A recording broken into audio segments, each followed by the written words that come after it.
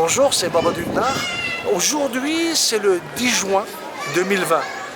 Ce sont les premiers jours après le confinement. Les gens, ils ont commencé à sortir. Et nous aussi, on fait des reportages dans notre ville, Istanbul. Et on est dans le quartier de Galata. Le quartier de Galata est un quartier très pris par les Turcs, par les touristes, très connu aussi dans l'histoire. Parce que c'est un quartier qui a pris l'importance à partir du IVe siècle, avec Constantin, qui a voulu être enterré dans ce quartier. Après, au VIe, Justinien aussi a fait des travaux, mais l'histoire de cette tour commence à partir du VIe siècle, quand les Romains ont décidé de faire une tour.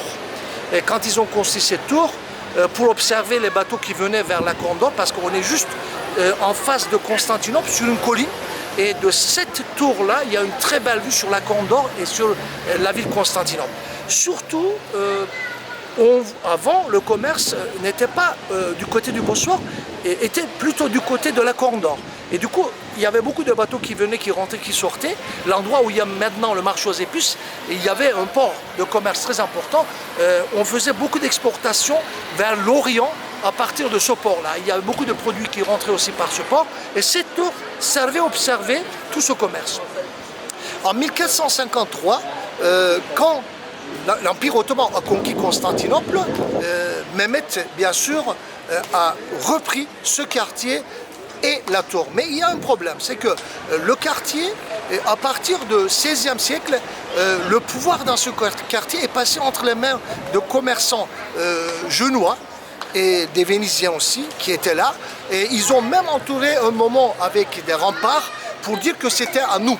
Bon, les Byzantins n'étaient pas très contents, ils ont cassé une partie des murs, mais ils ont toujours gardé une sorte d'autonomie et ils faisaient du commerce, ils regardaient toujours aux bateaux, ils observaient les bateaux.